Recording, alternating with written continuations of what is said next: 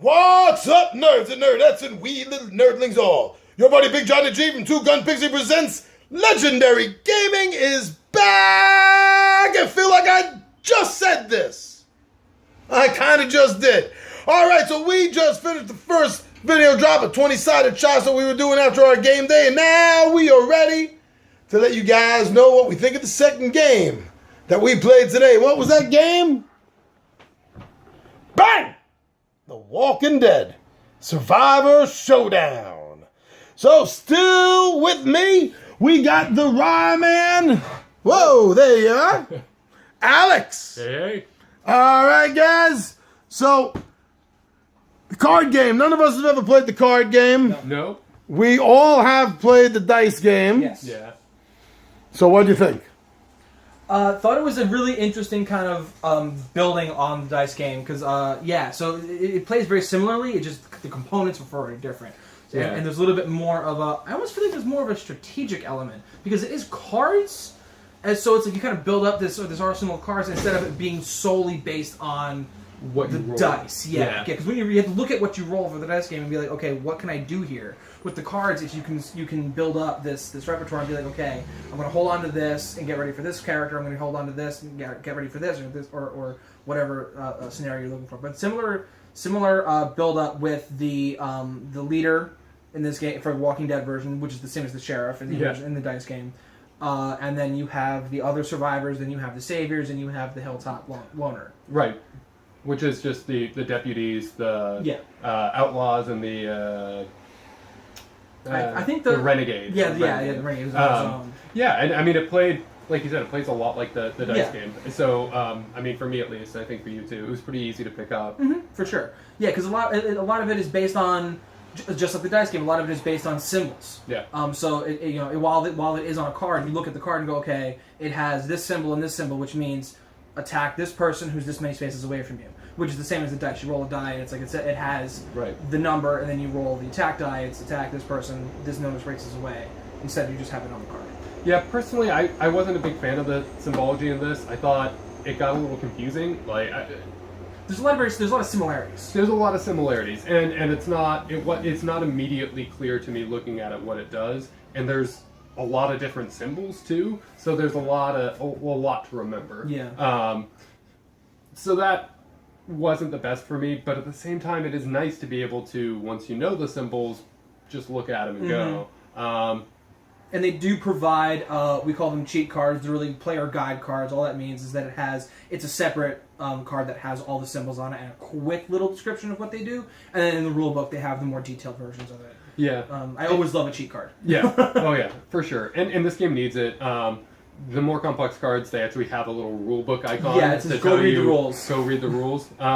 Which, again, it kind of drives me a little nuts. I mean, I used to play Magic the Gathering, so I'm used to, walls of text on cards and everything being explained and being there on the card. Mm-hmm. So it's a little frustrating for me to be like, okay, play this card, now I need to look it up in this rule book and then come back to the cards. Which...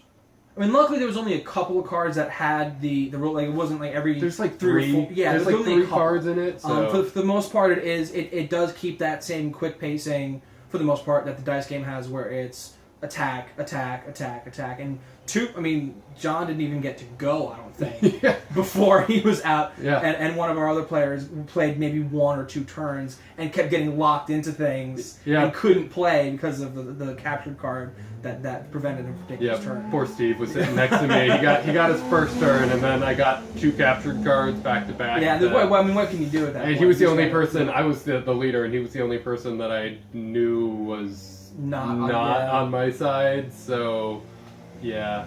Yeah, I ended up playing the other survivor, and I was like, again, trying not to just give it away and be like, "Hey, Alex, I'm working with you." So, but when you get, and that's the other part of it is like you have to also look at who gets the leader and sort of figure out who's doing what, and know how many spaces away is this player, and that's why I was happy that there was one person on each side of you that was between me, and you're like, okay, I won't accidentally hit him with something if it says you have to attack the player to your right or you have to attack the player to your left. So I didn't run into that, which was good. But all in all, I just thought it was great. I thought it was fun. Yeah.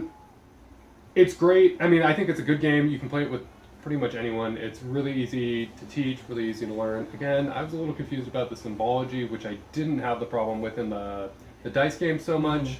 But yeah, and it depends on the group, because I've played the dice game with my old gaming group and with just random people because it's so easy to pick up and play.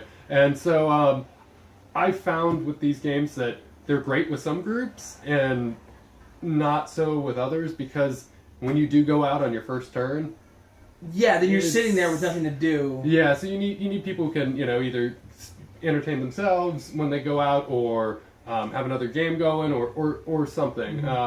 And so as long as you have that handled, you're good. But that's something that I found frustrating in the past with my groups, in that people get out and they're kind of like, this sucks. Yeah, I don't know. Based on because of it is like the symbology is sort of surprisingly complex. I don't know if it would work as a gateway game with some of the things that we've played. Like maybe if you played the dice game already and then you're going into this kind of slowly taking them through the more complicated things, this might be a good like sort of second or third thing that you introduce a new group to. But for the most part, it definitely, like, if you have groups that are familiar with this kind of thing, like with checking cards and knowing how things kind of interact with each other, and it works better for groups like that. And I think if you have somebody who knows how everything works, and you don't need to go to the rules, I think it would be fine gateway game. I know one of the things that confused us to start with was you only can attack once on your turn.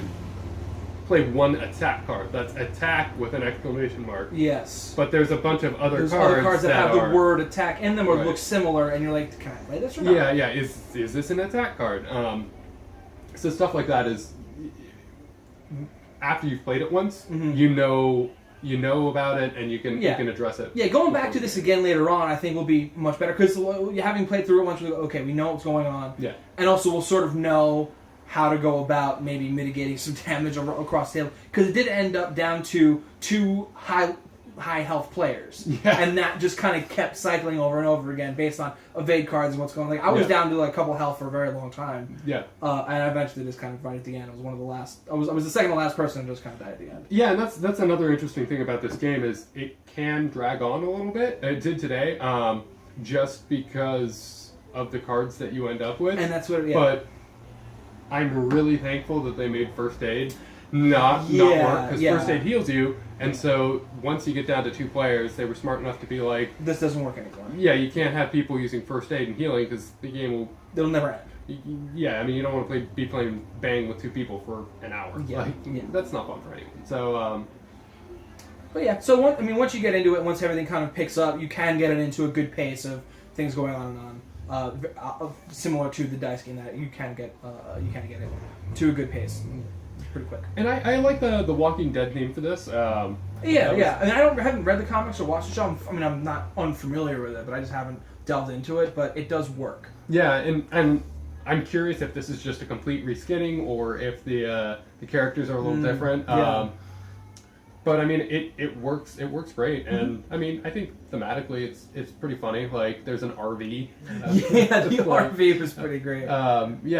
So there's some little humor in there too. All right, cool. All right, so I'm glad you guys enjoyed the game. Yeah.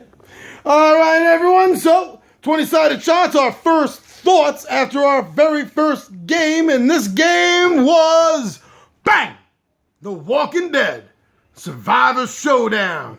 All right, nerds and nerdettes, and we the nerdlings all. This is your buddy Big John the G with the 20-sided warriors, Ryan and Alex, and we